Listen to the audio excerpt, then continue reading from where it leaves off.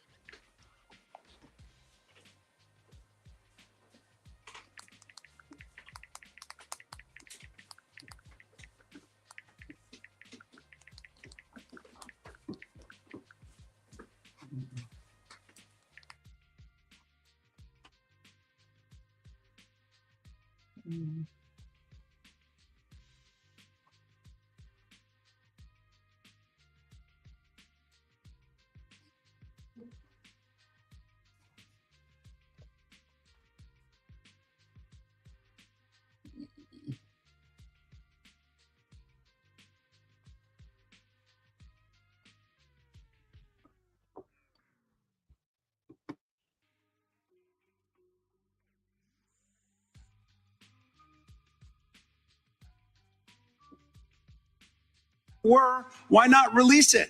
Just release all the duplicative stuff. In the half you did.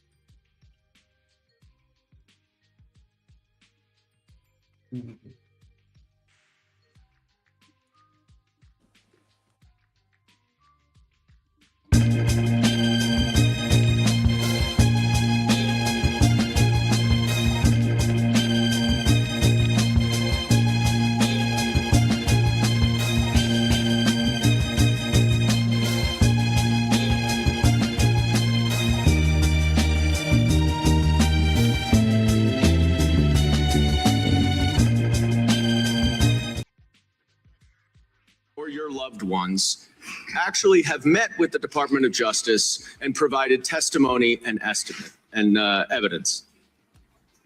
None. And of those of you who have not met, which is everyone, how many of you have reached out either individually or through a lawyer or representative to offer to provide testimony and evidence? All of them. And of those of you, all of you who have reached out, how many of you were denied or ignored by the Department of Justice?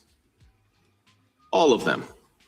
And despite the shameful and despicable efforts by Ms. Bondi and her department to intimidate you, how many of you are still willing to speak to the Department of Justice?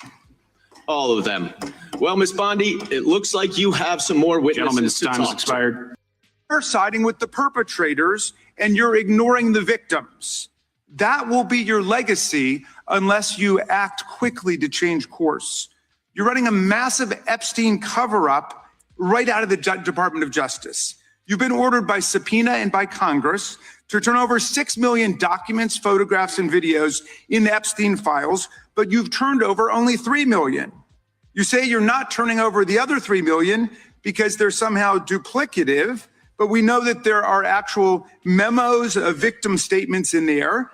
And you also took down the Department of Justice's prosecution memo from 2019. So it's clearly not all duplicative, but even if it were, why not release it? Just release all the duplicative stuff. In the half you did produce, you redacted the names of abusers, enablers, accomplices, and co-conspirators, apparently to spare them embarrassment and disgrace, which is the exact opposite of what the law ordered you to do. Even worse, you shockingly failed to redact many of the victims' names, which is what you were ordered to do by Congress. Some of the victims had come forward publicly, but many had not. Many had kept their torment private, even from family and friends, but you published their names, their identities. You can let her filibuster all day long, but not on our watch. Not on our time. No way. And I told you about that, Attorney General, before you started. You don't tell me. Yeah, I did tell you because we saw what you did in the Senate. You're a lawyer. You're not even a lawyer. Committee will be in order. Time, and I should get back at least 45 seconds. We will give you a few more seconds. I said that already. 45 seconds. Okay. We are currently the laughing stock of the world, partially because of the failed leadership within the DOJ, as we see kings and queens falling everywhere around the world. But we don't know the basics of right and wrong in this country because it's not about partisanship. And that's why I applaud Thomas Massie, because he's the only person on the Republican side that has a backbone and knows how to stand up to corruption. But nevertheless, let me keep going.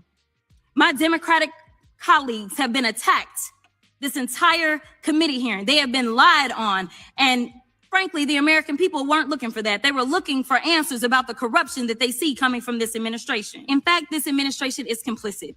But there are numerous others, like how the DOJ is attempting to obstruct justice in the investigation of the rogue agents who have murdered American citizens, or how the DOJ seized voter data from Fulton County in an attempt to steal the 2026 midterm elections, or how federal agents have Tom Homan on tape accepting a bribe and your agency killed the investigation, or how your agency is ready to give the president a $230 million payday, which is unconstitutional. The Constitution is clear. The president shall not receive any payment except his salary while in office. The fact of the matter is that you will be remembered as one of the worst attorney generals in history. You made it here after hiding for 4 months from this committee. I understand I why thought you're you were hiding from us. Chairman? You're one of the worst attorney generals in our history and an instrument of Donald Trump's lawless authoritarian agenda. And I'm glad the American people are seeing who you are, how you act, and the lack of good values. You weaponize the Department of Justice to target immigrants, working families, and anyone that Trump deems an enemy of the state, all to protect real powerful criminals, including in your administration. My Democratic colleagues have focused on your cover-up of the Epstein files and your passion for protecting pedophiles and child traffickers. That alone is grounds for impeachment. But there's so much more to your corrupt tenure as Attorney General. Attorney General Bondi, glad you.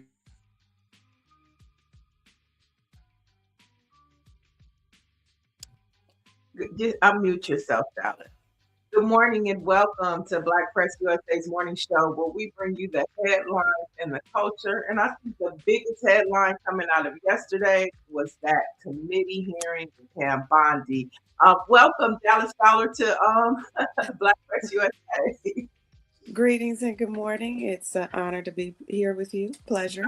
Right. So let me tell you a little bit about our co-host this morning, family. She's a former Los Angeles commissioner, a longtime political consultant, and she's also a contributing writer for Pursuit Magazine, a Black-owned publication headquartered in Toledo, Ohio. It is a swing state, of course. So Dallas, yesterday, the heat was on Capitol Hill. It was hot. Well, it was hot for one individual. It was hot for the Attorney General. For sure, for sure. I mean, that so many clips came out of the hearing from various individuals. We didn't get to them all, but Ted Lieu had something very instrumental to say. And I don't know, Greer, if we can cue up that video that you shared with me last week from when Ted Lieu said some very damaging things about Donald Trump.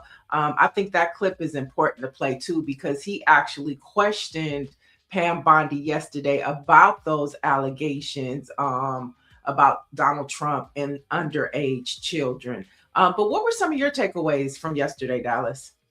Well, I love the interaction that my Congress member, Sidney Kamlager, Dove, had with Pam Bondi, just in terms of highlighting not only the victims, but the information that has been redacted and taken off of the Department of Justice's website in terms of the data and the statistical information that shows there are far more white attacks, domestic terrorist attacks from right-wing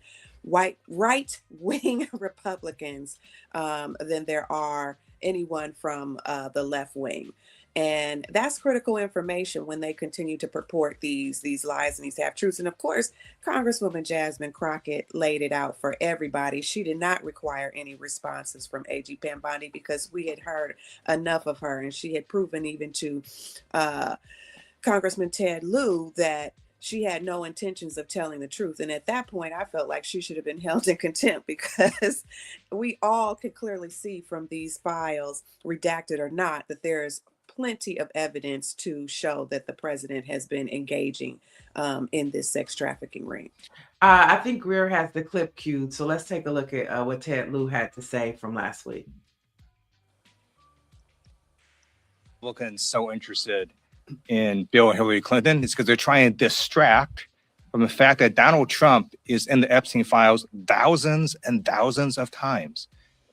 In those files, there's highly disturbing allegations of Donald Trump raping children, of Donald Trump threatening to kill children. So I encourage your press to go look at these allegations. And I'm highly disturbed that Deputy Attorney General Todd Blanche just got the law wrong. Yesterday, he said essentially that it is not a crime to party with Jeffrey Epstein. Well, that's actually not correct.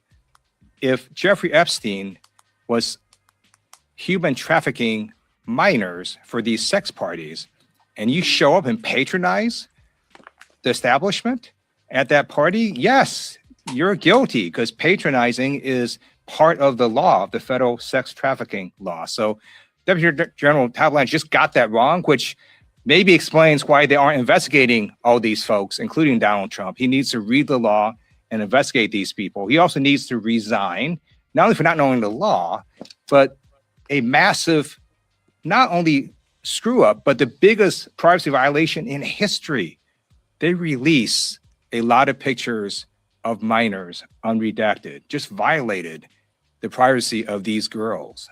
It is uncalled for what they did. The one thing that they could not do under this law was to invade the privacy of these women now who were girls at the time who were victims of sex trafficking.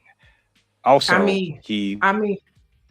mean, just gross negligence on and shame on Pam. She was saying shame to the members of Congress, but shame on her.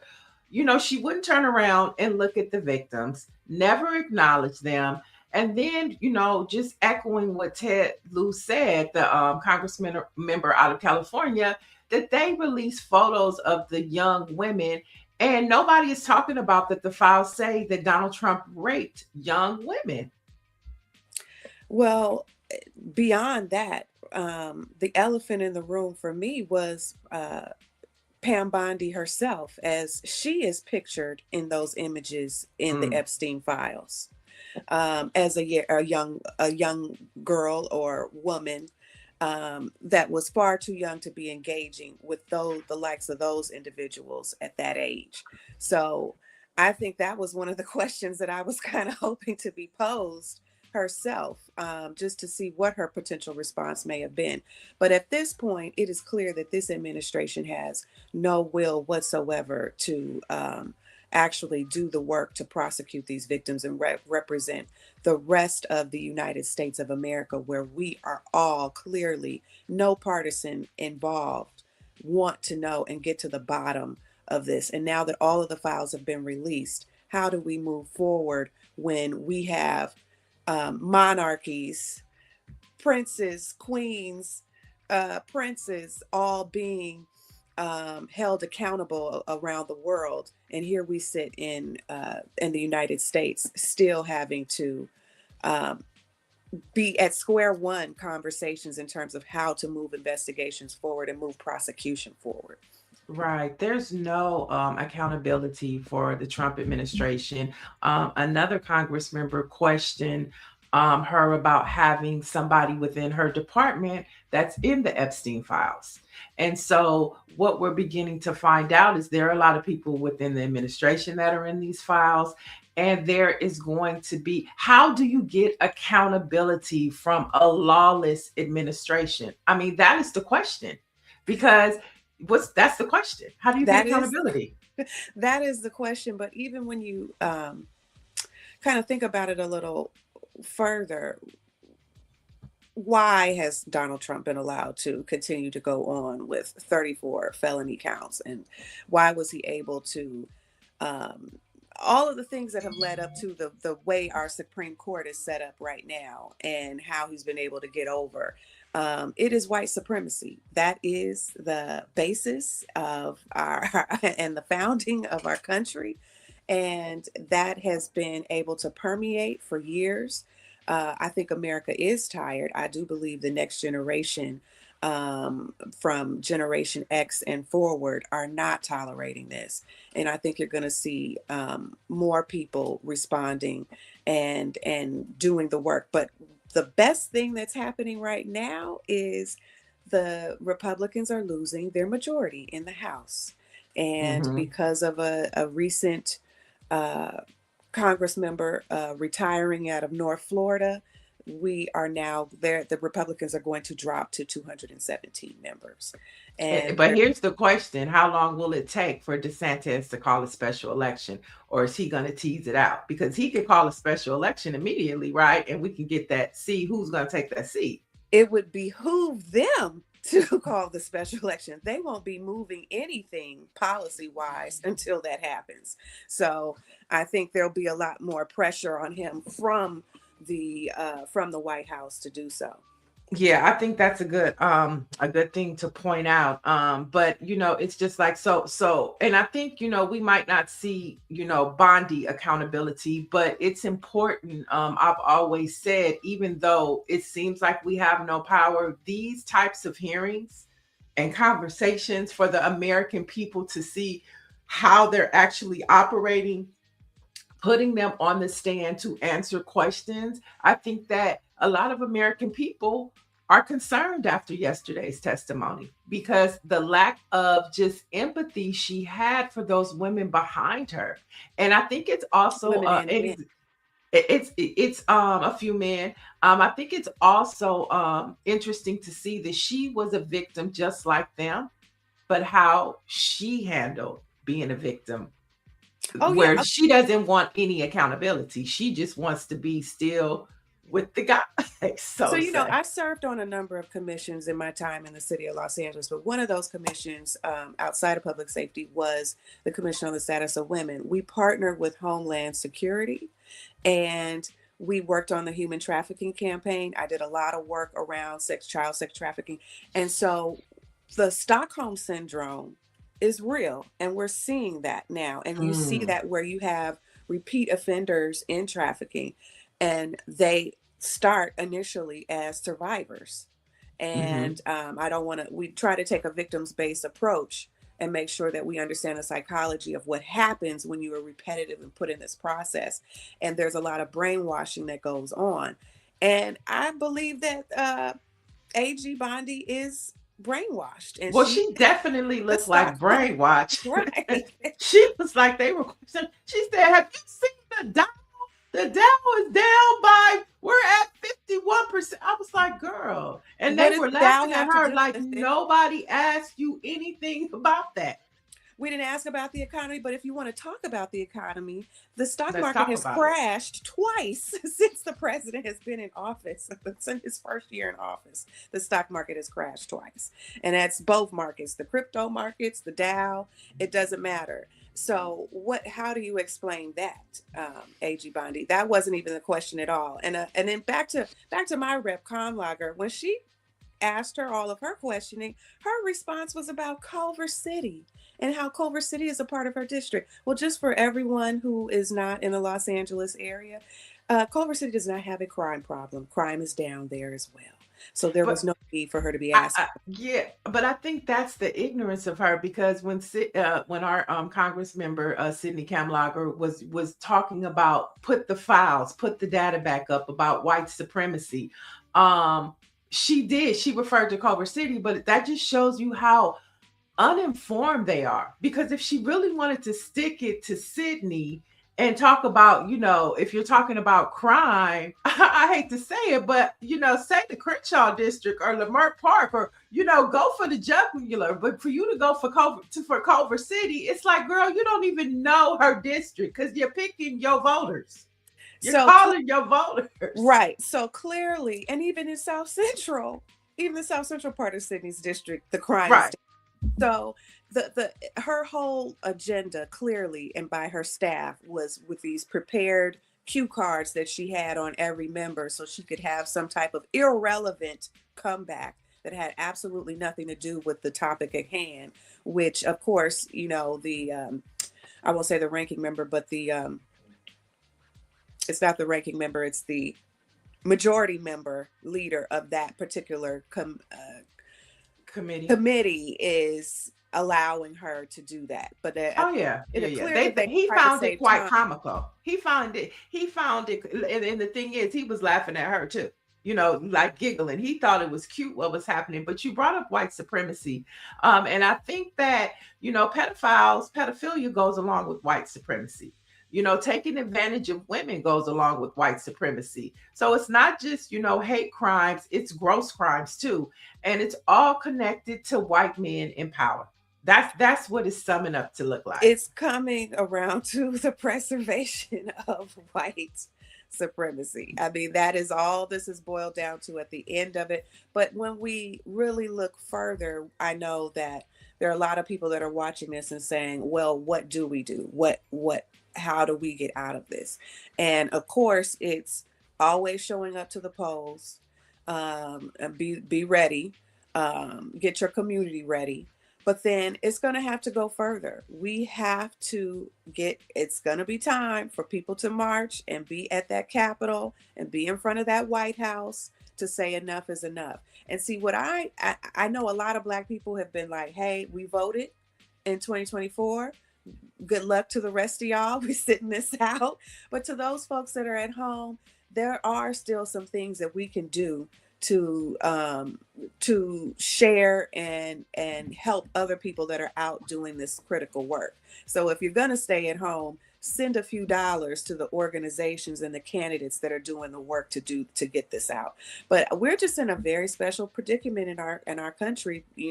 At the 250 year, you see the crumbling of this institution, which it doesn't have to be that. It doesn't have to be where we are. And I just see that if you want to really incite this change, it's going to take not just only the Black press, but it's also going to take Black people and Black bodies raising their voices.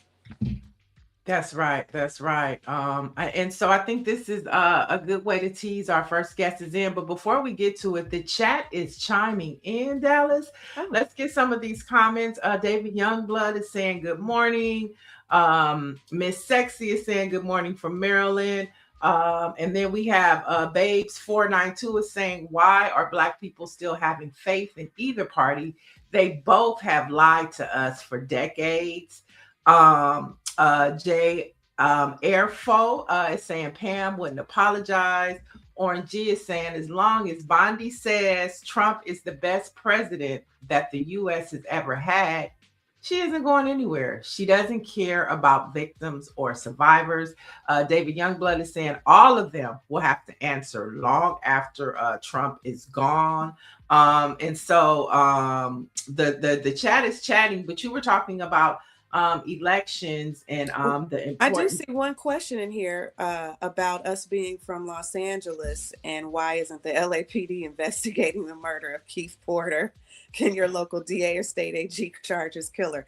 That is an excellent question, and I just want to quickly answer that. And thank you, who asked it? Orange 96. Thank you for asking that. I just want to come back and say, if you can see, I've got an image here of Keith Porter behind me. I attended the press conference with Ben Crump and Melina Abdullah and Najee Ali. That was at KBLA Tavis Smiley's radio station, right? No, I think it was at no, this was at Second Call in got it. Okay. But we had that event, and the press conference was to call on the Attorney General here, Rob Bonta, to investigate. They are moving it up the chain since there seems to be a lack of engagement from our police here, as well as the Los Angeles District Attorney. So the question has reached the Attorney General's desk, and I do believe that the Attorney General that we have will do the work to investigate this. Well, that depends on who you ask, but depends on who you ask. And to your point, we've had Dr. Melina Abdullah on several times, and they're at the commissioners' meeting, LAPD meeting every week, asking that same question. So to ask the question, what are we doing? Black Lives Matter Grassroots is there every week. The press conference last week. So the people are pursuing justice when justice is moving slow here in LA. That's for sure. We have another comment. I see you have the figurine of Tim Walsh. You must be into stealing. Darling, that is Bernie Sanders. I was a delegate for Bernie Sanders in 2016 and 2020 to the Democratic National Convention.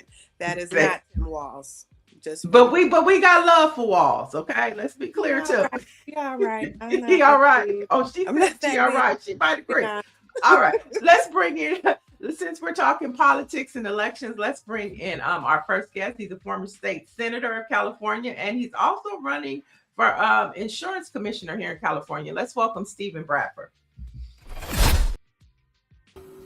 Good morning, ladies. How are you guys doing? Good. Thanks for joining us. Thank you for having me. All right. Let's get straight to it. You recently shifted your campaign from lieutenant governor to insurance commissioner. With California facing a massive crisis where insurers are fleeing the state and rates are skyrocketing for Black homeowners, why is this office the right battlefield for right now? Well, just what you stated, they need a warrior here. And I was recruited to do this. As you stated, 8 months ago, I was a candidate for lieutenant governor. But over the last 2.5 years, people were coming to me saying, Steve, at this time, we think your skill set is better utilized as insurance commissioner. And I was honest in saying, why would I want to do that? It's the toughest job in the state of California, and all you're going to do is get criticized. And it says, but we need someone like you who's been pragmatic, who's had an open door policy for 26 years as an elected official, who has a record of bringing people together. And after a whole lot of talk, a whole lot of prayer on my part, 8 months ago, I decided I would move forward with this. I'm honored that people feel that I have the discipline and the track record to be able to do this. Labor has supported me. Many of our big city mayors have asked me to do this and have supported me. Even some of my colleagues in the legislature have also asked me to do it. But most importantly, everyday working people have asked me to get involved in this race and run for insurance commissioner. And they know I'll show up and work hard like I've done for the last 26 years. So I'm entering this with my eyes wide open, but after understanding that we're at a critical time when you talk about insurance, but not just insurance. Many businesses are leaving California, and we need to start looking ourselves in the mirror and asking, why are they leaving the largest economy, fourth largest economy, I should say, in the world at this time? And it has to do a lot with some of the policies that we have already put in place. And I'll be the first to admit that I was one of those people saying, hey, what's going on with insurance commissioner? Steve, this looks good. You should get over there. And he kind of at first was like, I was, I like I said, I've been elected for 26 years, and I was running for lieutenant governors really as homage to my mentor, Mervyn Dimely, who had introduced me to this work. Again, when I was in college, I met him my senior year. I was a biology major with every intention of being a doctor. And this was not in my future as I saw it, but he encouraged me not to run for office, but get involved in my community. So here I am doing that. And this is the work. I'm doing it for the work. It's never been about Steve Bradford. It's been about the work. So you need somebody who's going to show up and do the work. So I'm excited about the opportunity to do so. David Youngblood says, Stephen is my former colleague. Good morning. So David Youngblood is giving you a good morning, Steve. Good morning, David. Greetings, David. All right, I got the next question here. So the last session of your term in the legislature, your landmark SB 1050, which was compensating for stolen land, you had a couple of reparations bills that came forward, as well as SB 1403, creating the Freedmen Affairs Agency, which both ultimately were vetoed, and one was vetoed and one was pulled by the Legislative Black Caucus in California.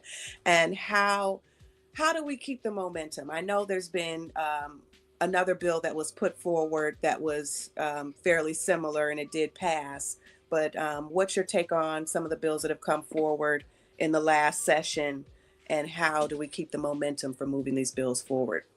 Well, as the old saying, you should strike when the iron's hot. We were in perfect position a year and a half ago to deliver what the folks of California, as well as the nation, thought was needed for reparations. As you stated, 1050 was my bill dealing with the racially motivated taking of property from African Americans, as I was able to return that property to the Bruce family that was stolen in 1924 in Manhattan Beach. And that bill would have done created similar opportunities to return property from African Americans, not just African Americans, because it was race neutral, of people who have had their property stolen. Last year, my former district director and now assemblyperson, Tina McKenna, did the bill herself. She reintroduced it again. And again, the governor vetoed it. I was disappointed for that, but so be it. 1403, which was the Freedmen Affairs Agency, or whatever you want to call it.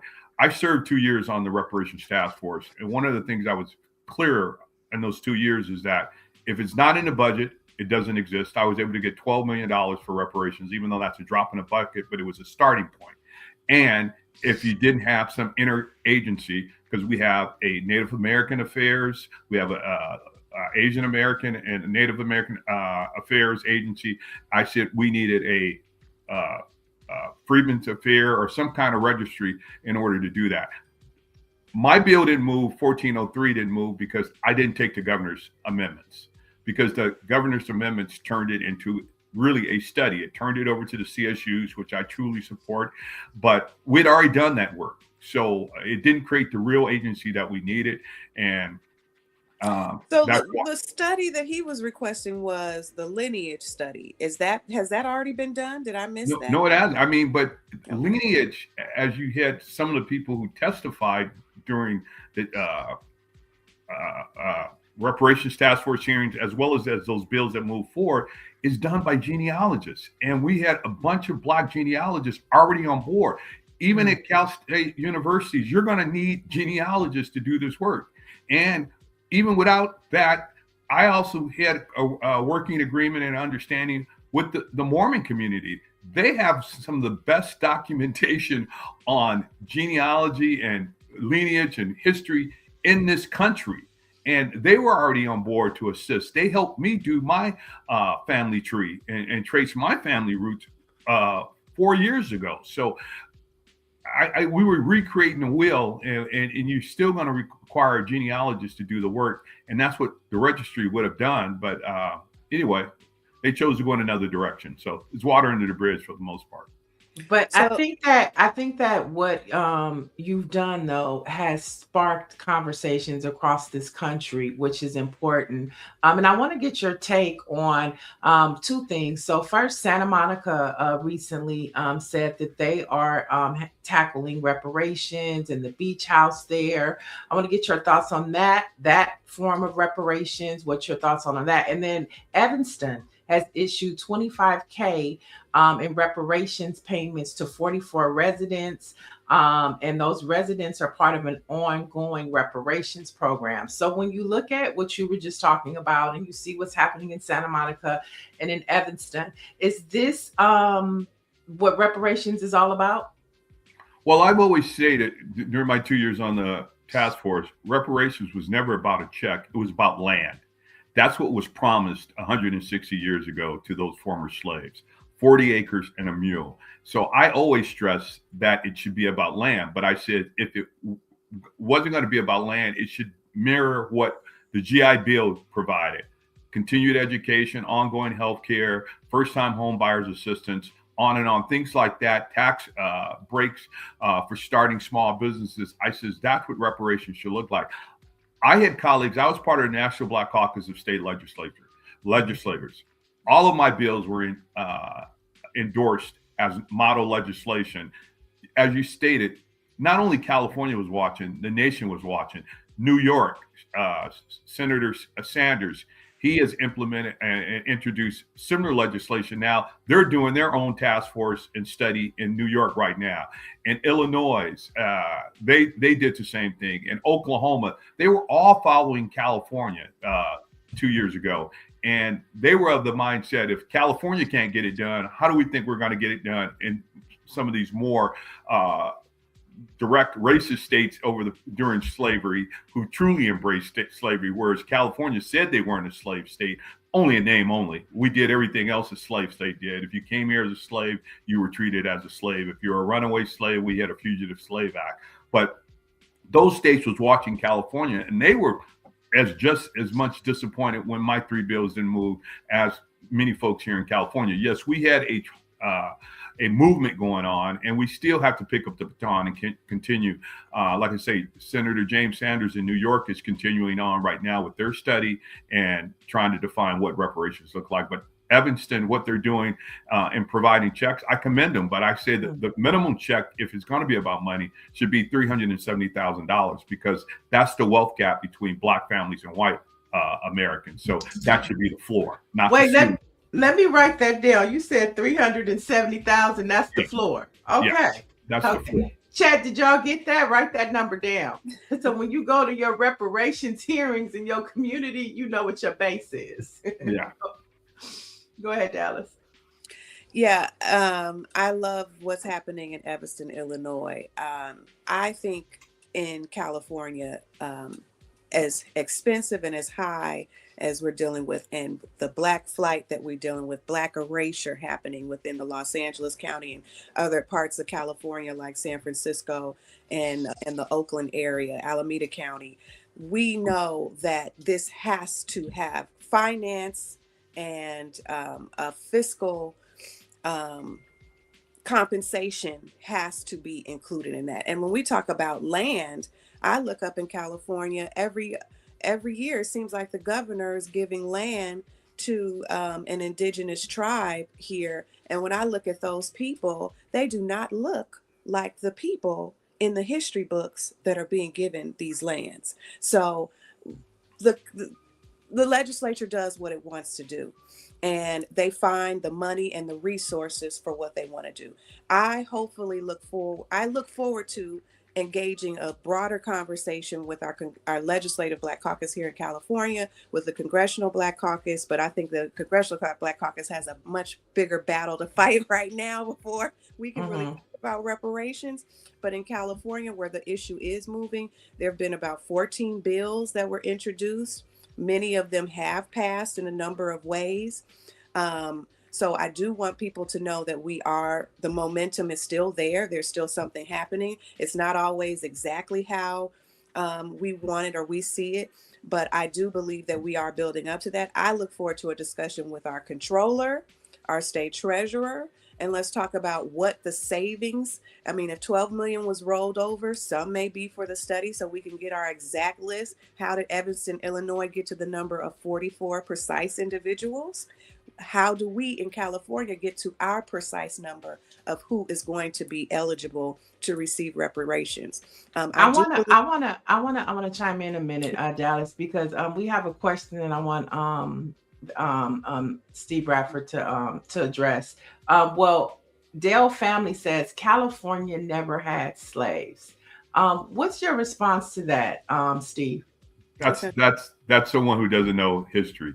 California did have slaves. Matter of fact, the first governor of the state of California owned slaves.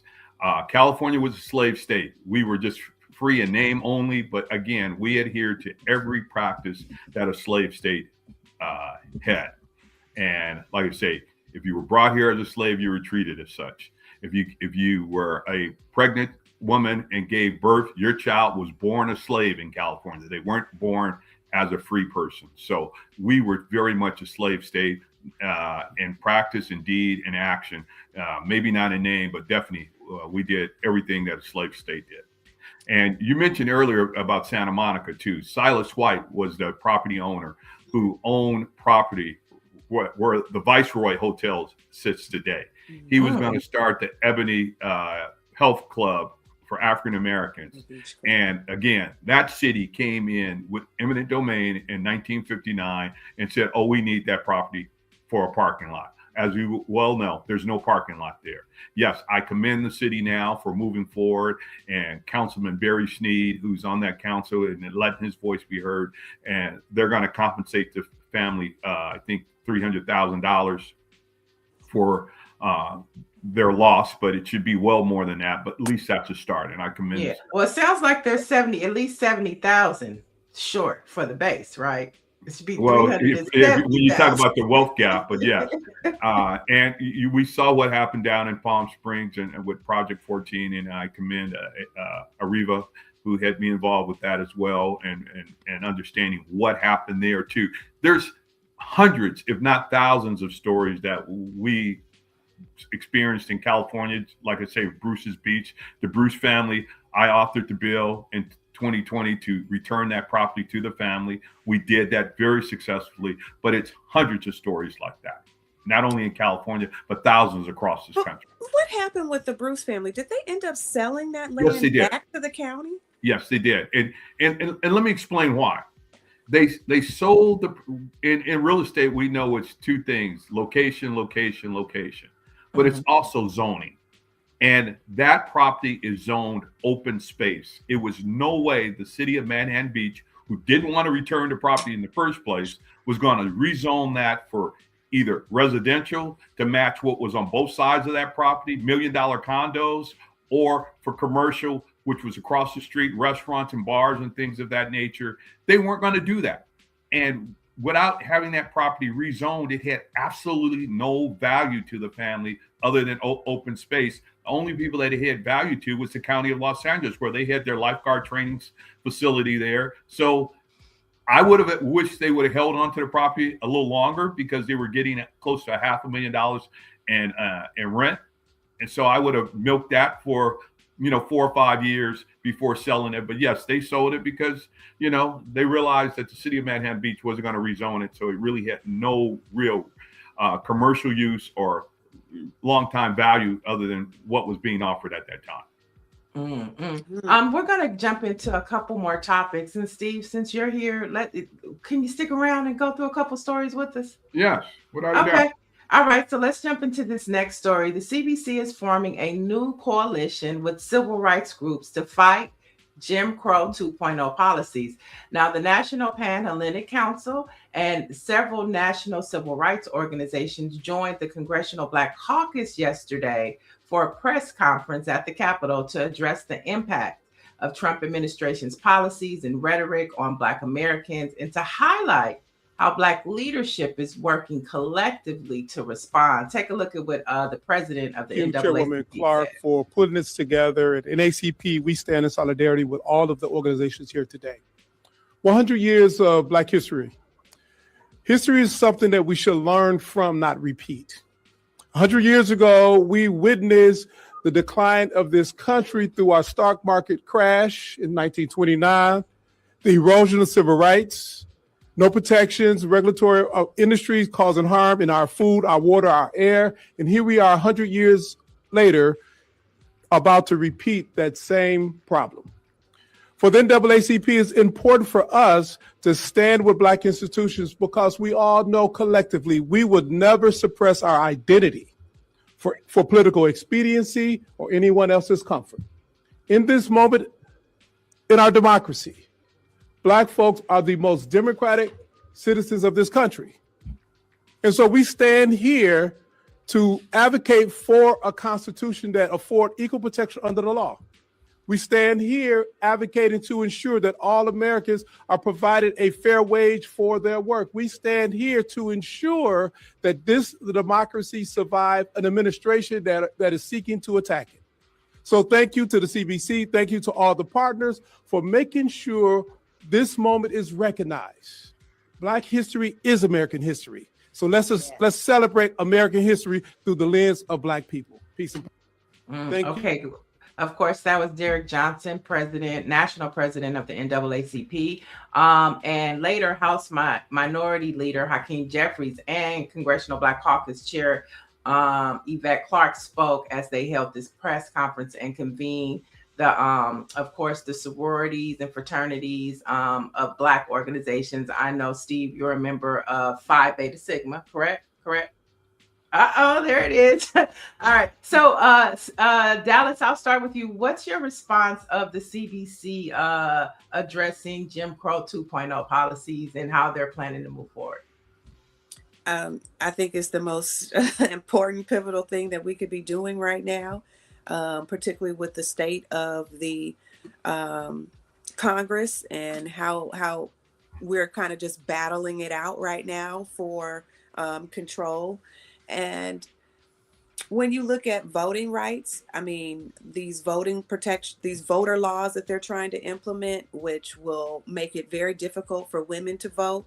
Anyone who's ever been married, anyone who doesn't have readily accessible their birth certificate and all of those things, it is unconscionable the direction that we are going in this country. And the caucus has to do everything possible to lay out the case for why this is unfair. But I do believe most people in this country don't like unfairness, whether they vote or not. Right. And Steve, I think you are the perfect person because we know that all politics are local, and really states and local leadership is really what's holding the line, especially in blue states. But when we see what's happening and what they're saying from the CBC on a federal level, how do state legislators play into this, to this fighting Jim Crow 2.0? What is the role of a state legislature when we hear this type of conversation? To be out front and be progressive and be, let their voices be heard. We have to do this in unison. We shouldn't be surprised what's happening in this country right now. What we see right now is who America has always been. America has always been a racist country who has always suppressed minorities. This current administration has just pulled the lid off and let our true colors shine. So we need to push back. I mean, this is just as critical today in 2026 than it was in the 50s and the 60s in the heart of the civil rights movement. And many people always think the civil rights movement was just about Black folks. No, the reason why Dr. King was assassinated because he understood the war on poverty included everybody, and bringing civil rights. We have women's rights today because of the civil rights movement. We have gay rights today because of the civil rights movement. Dr. King was appealing to everyone, and America wasn't ready for that. And they're still not ready for that today. And so I commend the Congressional Black Caucus, the NAACP, all of our civil rights organizations, the Pan-Atlantic Council for the work that they're doing. It's often been said there's stories that made America, and then it's stories that America has made up. This current administration wants to tell the stories that America has made up, because if you look at the stories that have made America, they're trying to erase that. This country was built on the backs of our indigenous people, our Black individuals, our Latinos, but they want to make it seem like white America did this all by themselves. That's the farthest thing from the truth. So we as local and state legislators, we also need to know this truth and tell the truth and let our voices be heard in a very collective and collaborative way. Okay, so we're looking at the midterms coming up. We see the Trump administration taking voter files out of Fulton County. We hear conversations about Trump wanting to nationalize elections.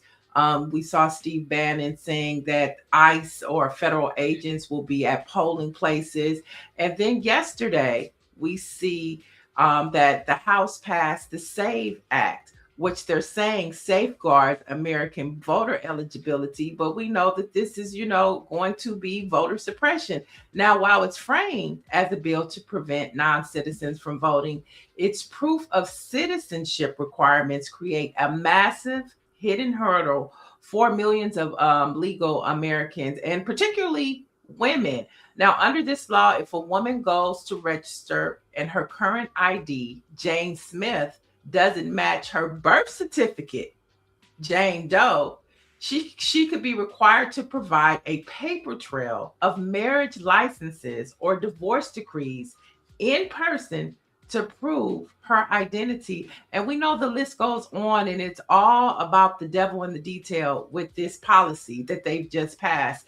When we look at the state of California, or we look at blue states, how can this passage, if it passes the Senate and everything, can this hurt, blue states or California? I mean, it could hurt all of America, but what we're doing in California is pushing back against this, crazy administration's going on right now. This is as regressive as it's been, I should say. When you talk about proof, California and America as a whole runs the safest, fairest elections in the world.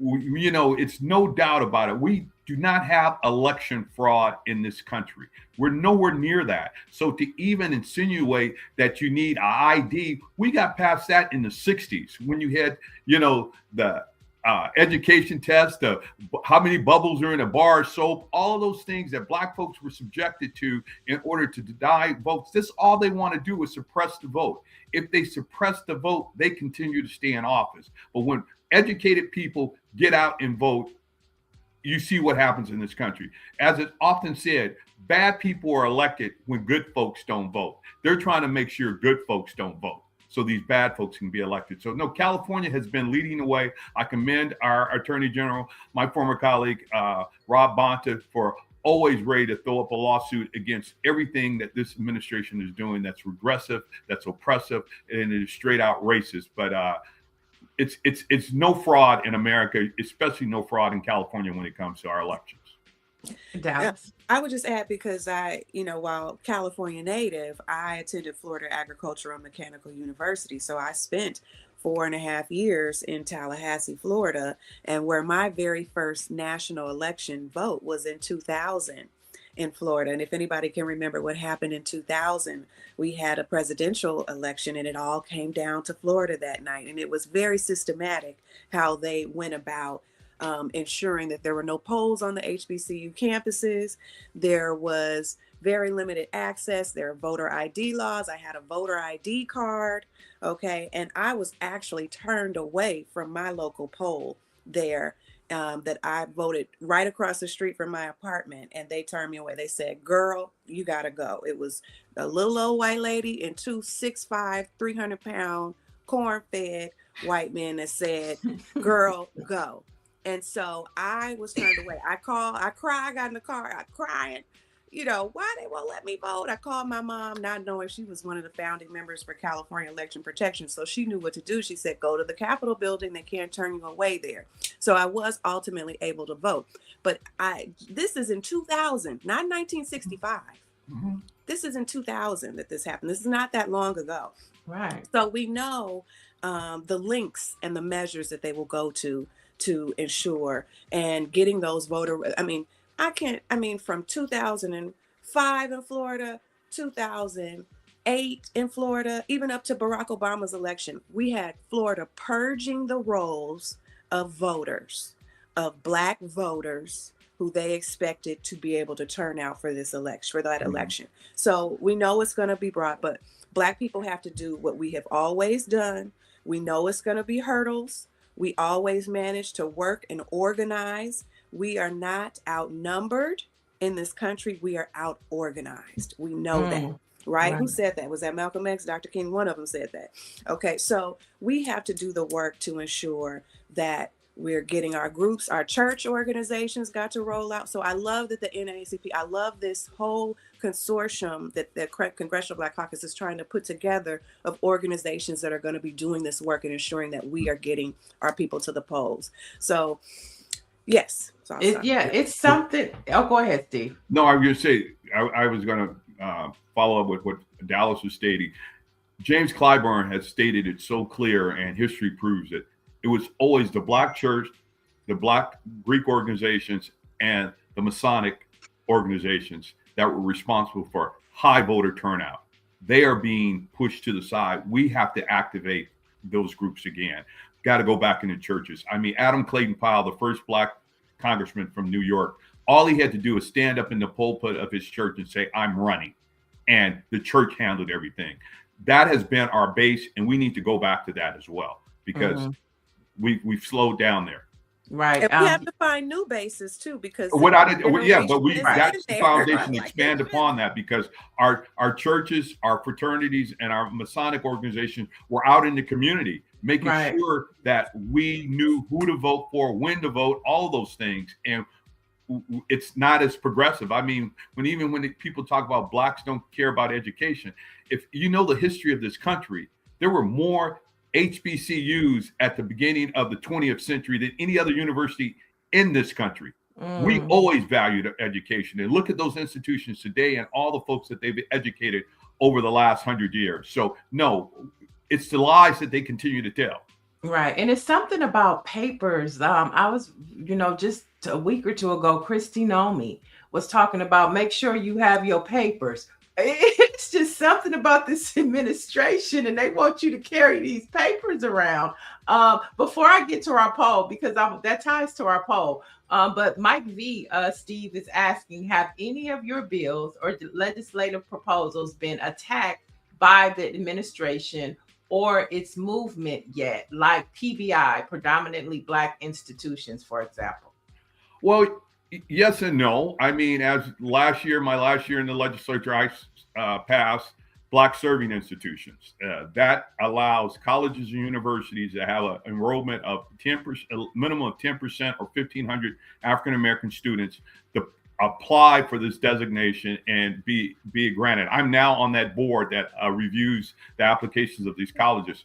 And it's about identifying these colleges and universities that are welcoming and accepting to African Americans. Right now, they're afraid that they can't get funding for this program, even though we didn't ask for funding when we stood it up. Matter of fact, today was supposed to be a board meeting. It got canceled at the last minute. That's why I'm able to do this with you this morning.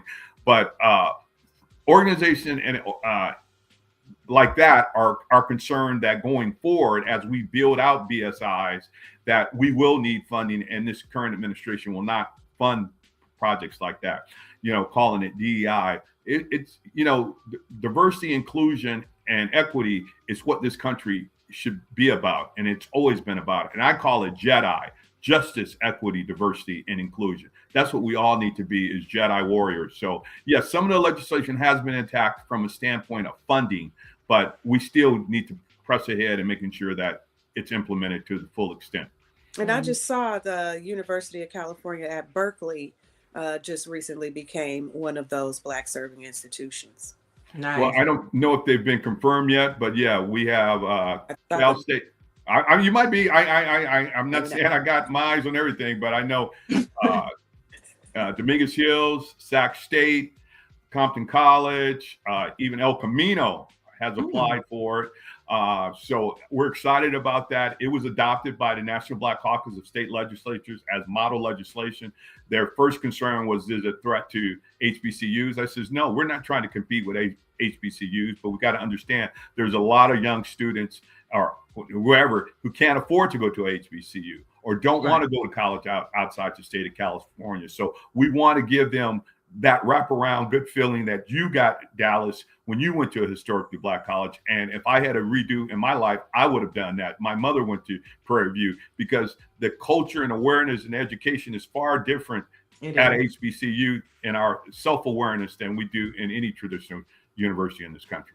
So Dr. Maryland is saying, I agree. Church has always been a refuge. And to add to this, we need to go back to be discreet and stop showing our hand. Let's organize in private and strategize. Yeah, we need an underground railroad. So here's the poll. Chat, we want you to chime in, and Dallas and Steve, you can too. Since we're talking about it, if you had to prove your citizenship in person tomorrow to keep your voter registration, do you have your original birth certificate or marriage license? And are you ready to go? Yes, it's in the safe. B, no. I'd have to hunt for it. C, I'd have to pay to order a new one. Or D, this is just a poll text by another name. All right, chat, chime in, and we'll start with you, Dallas. Which one do you choose? Do you have your paperwork? Well, I say D, all of the above, but I do have my papers. You have your papers? How about you, Steve? How about you, Steve? I agree. It's D. It's all it is masked as a poll tax and a way to deny folks who vote. But yeah, I have my birth certificate, but I don't know where it is, but it's somewhere in my house. That's me. I don't know where it is. If the only thing I would have is my driver's license and my passport. Well, we have Real ID now in California. I think a lot of other states implemented a Real ID program. So people, if you wanted to travel now at this point, everybody in California, for the most part, if you plan on getting on an airplane, you have your Real ID.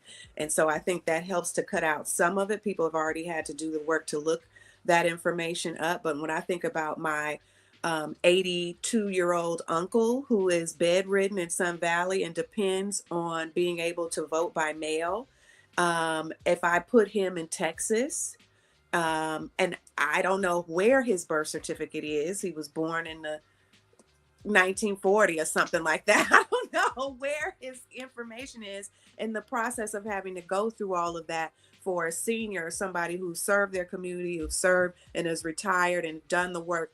They deserve their right to vote.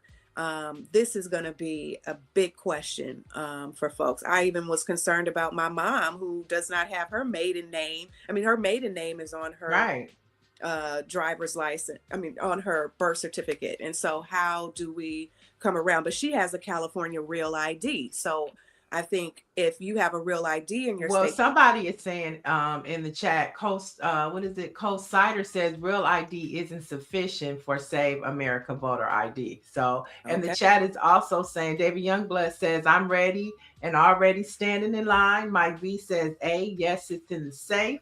Dr. Maryland said, yes, I'm ready. David Youngblood also says passport, driver's license, and birth certificate. Big Cheese says, yes, I have all the necessary papers. And so, yeah, so, I mean, but that's a good point that Coast Cider says Real ID isn't sufficient for the Save America voter ID. But I like what somebody else said in the chat. They're saying that the SAVE Act is DOA, is dead on arrival. Which what's the same person? Ears, okay. It's the same person. Claudette Perry says, yes, I'm ready with it all. And so, but I think too, this is a generational thing because, the baby boomers, the Gen Xers, the latter part of the millennials, you expect those generations to have their paperwork. But when you look at, the younger end of millennials and you look at the Gen Zers, they might not even be thinking of all these things. And we know how dependent they are on their family. So, my mama got my birth certificate. So you think. So these are healthy conversations to have. Steve, I want to thank you for taking the time with us today to go beyond, just running for midterms and talk about national issues with us. And we'd love to have you back. You have 30 seconds? Yeah, we do. I just want to share something. If I can go back to the insurance commissioner's race and shine a light on something that people are very unaware about the Department of Insurance. In 2000, the California passed legislation. There is now a slave era insurance registry for those insurance companies that insured slaves during the 1800s. They need to bring forth all of that documentation in order to help those former slaves or their ancestors with their genealogy, with any of the harm, and helping stand up reparations. As your next insurance commissioner, I'm going to make sure that that agency within the Department of Insurance is stood up. Very few people know that existed. It's been there now for 25 years, but has got very little attention. So that's another tool that we can have, because insurance companies were just as guilty as our mortgage companies and our banking in redlining and denying individuals the right to own homes, and understanding again that all those slave ships were insured. And the majority of those large plantations had insurance on their slaves. And I said that reparations was not about checks, but know who did get checks after emancipation? Those slave owners who had their slaves insured. So they were paid. I want people to know that registry exists. David Youngblood says, bravo, Steve. Is that just California? Yeah, we just passed that in California, like I say, but it was 25 years ago that we stood that up. Slave era registry of insurance. But insurance companies, if you do the history of all those insurance companies, many of them that were existing in 1800s, they insured those slave ships. Thank you. Insured the slaves. And the slaves as well. Exactly. I mean, this is refreshing because as we look at all of the madness that the Trump administration is spreading across this country, the one thing I love about this show is that we talk to people who are actually still doing the work and show that hope is alive. And so, Steve, you just ended on a perfect note. Hope is alive because people, Black folks, are still in office on local and state levels. This is perfect example of why representation matters. So good luck to you, and we would love to have you back as we draw closer to Election Day. Look forward to it. Thank you, ladies. Appreciate it. All right. Keep Peace up and the love. fight. Peace and love. All right, just a few more headlines to get through. Urban One, which is one of the largest owned Black distributors of urban content radio stations owned by one of my mentors, Kathy Hughes, has just launched its One Vote Representing the Vote, which is a multimedia campaign. And the initiative is designed to mobilize Black voters for the 2026 midterm, focusing on the power of the local ballot. Of course, we know that local radio is key and important, especially in urban and Black communities. And then as we look at what happened with the CBC and them pulling all of the historic organizations together, we kind of see this movement that's happening within our Black community of mobilizing voters on all levels. Dallas, I love it. You love it? You know, as you are a big fan of, you are a really big fan of Kathy Hughes, but I am too. She's my mentor. You know, she raised me in radio. The work that you've done, and you are somebody that helped me. You and Felicia Morris, the poetess, are the people who helped me cut my teeth in radio and media. And so, I think it is we have to organize on all levels. Folks, you just heard the conversation that we just had with former Senator Bradford. We know that this is going to take the churches, our media, our radio, our grassroots organizations, all in consort. And we can't all let this play out on Instagram, okay? All this can't play out on TikTok. Okay, at some point, we're going to have to get to the rooms where it's happening and do the work and roll our sleeves up. And that doesn't mean that we're out in the streets doing rah-rah protesting. For those who are tired of marching, there are places for you to still do some very critical work. Tapping into, especially if you're a journalist, and this time tapping into the work that's happening with Urban One, I think is going to be, it's going to be critical.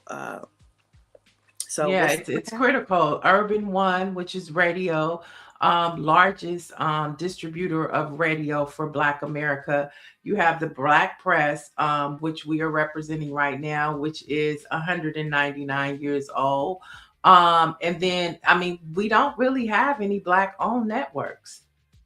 You know, I mean, think about it. We just talked about radio. We talk about print, but we don't have any Black-owned networks. We put together we put together all of these different things, a GoFundMe for everything. Where is the fund to buy back and control our media? How do we buy back? Because I believe truly, if Black people just decided everybody's gonna commit $50 a month, I believe in 5 months we could buy back a BET or a Viacom and be able to have some autonomy in our media.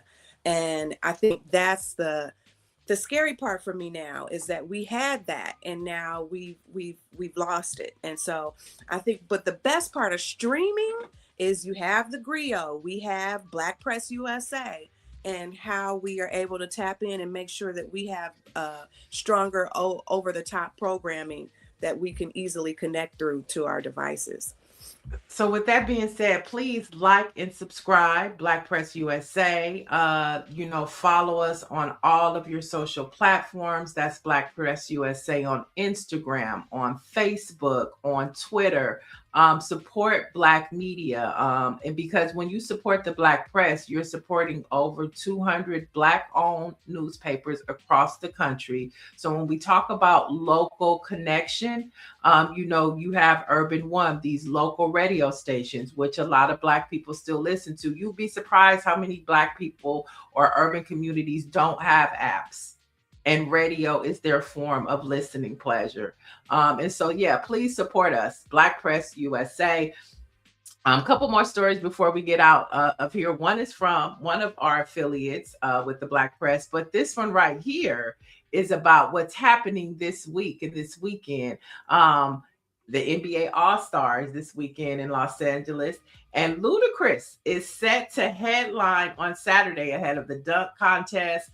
Chloe Bailey will perform the Star Spangled Banner and lift every voice and sing at the NBA HBCU Classic, which is something new and that is growing and becoming more popular, which I think we're both excited about because you went to Florida A&M, I went to Grambling.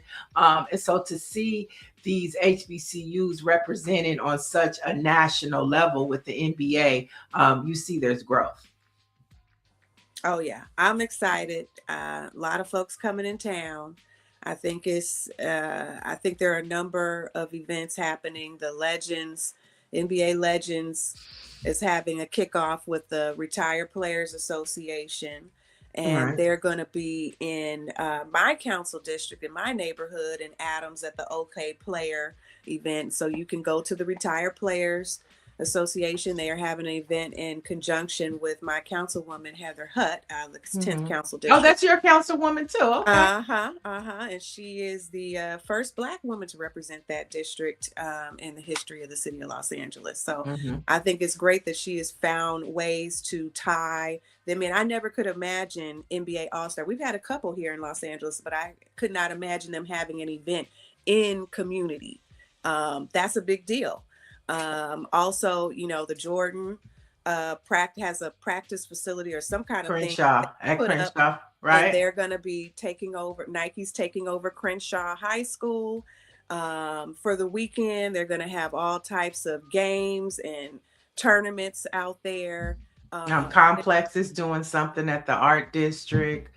So I mean, LA is about to be on fire this weekend. And hopefully, ICE isn't lurking in the background, and that's sad that you have to think about these things now. Like, should I have my papers? At this point, Christy Nomi said, make sure you have your papers on you at all times. At this point in time in our society, that's where we are, unfortunately. That's where we are. It's funny, but it's not funny. Last story of the day before we wrap up. Where are we at? Oh yeah, so this next story comes from Black Press USA affiliate, the Atlanta Voice. Now, the world's largest serial killer exhibit makes its U.S. debut in Atlanta. So the 27,000 square foot immersive experience takes guests through the minds of notorious killers such as Ted Bundy, Jeffrey Dahmer, to lesser known killers such as Anthony Swole, known as the Cleveland Strangler, and Atlanta's Howard Belcher. Now, the stop in Atlanta marks the exhibition's U.S. debut, and it's the largest edition. The exhibit features 150 killers from America, Europe, and Russia. So if you're into serial killers, you know, Atlanta has them for you. Very interesting, Atlanta.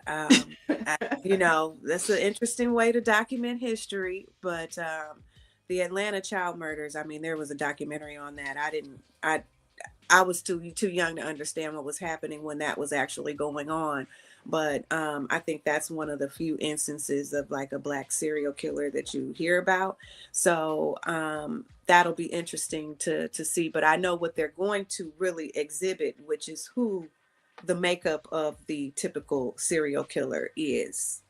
And right. I know for me growing up, it was the Night Stalker. The Night Stalker was looming around out here, and I was like, "Whoa!" Yeah, it was so scary. Mike V says it's gonna be lit. So I guess some people in the Atlanta Voice, you know, they knew what they were doing when they reported on this story, because some people find this interesting. It doesn't mean that you're a serial killer, but there's a lot, you know, there's a lot of podcasts that talk about murders and, you know, connections, and is this the next serial killer? So people find this fascinating and interesting to them. I know, what was the name, Dallas, of the strawberry killer from Figueroa? Remember? It was a Black man, and he was killing all the strawberries. He was the Grim Reaper. That's who it was, the Grim Reaper. That was another one out here. He actually lived around the corner from my mother. The Grim Reaper. He lived down the street from my grandmother. You know, my grandmother's off of Broadway, and you know, 101 of the 120th Street. So he had a place off of Van Ness in 82nd something. He was like around here too. So people who knew him, a lot of people knew him. Yeah. You know, so it was one of those things. There he is, right there. There The is. Grim Ooh, Reaper. Mm-hmm. And what about the one that was shooting people out his trunk, and he had his son? DC Sniper. The DC Sniper. Malvo was the son. I can't recall but you know, if you ever want to talk to the attorney who represented him, my good friend out of DC, he goes by Warrior Lawyer on social media. Oh gosh. He represented the DC Sniper. So there are there he is. Everybody deserves representation, no matter what, and he was the attorney that did that. So, all right, but to read more about this this presentation that's happening in Atlanta, this exhibition, you can head over to the Atlanta Voice, which is a Black Press USA paper, to learn more if you want to check it out. Before we get out of here, we have some Black facts. And on today, February 12th, 1909, the NAACP was officially founded in New York. The founding 60 members of the NAACP were prominent white descendants of abolitionists and African Americans, including W.E.B. Du Bois, Ida B. Wells, and Mary Churchill Terrell. So today we remember and we celebrate the NAACP as we start at the top of the show, hearing words from the current president, Derrick Johnson, as this organization continues to fight for the liberation of Black folks. I think they tried to play with Ida B. Wells a little bit on getting on that board as a founder. They always play with Black women. You know, we always, all my life, all our life, we had to fight. And the fight continues. All right, chat. We'll be back tomorrow. We have a real treat for you tomorrow. Al Reynolds will be here tomorrow, along with the designer that designed the Haiti uniforms for the U.S. Winter Olympics. Stella will be here along with Al Reynolds. And of course, Dallas will be back. So stick around as we continue to inform, inspire, and uplift Black culture right here at Black Press USA. Thanks, Dallas. Thank you for having me.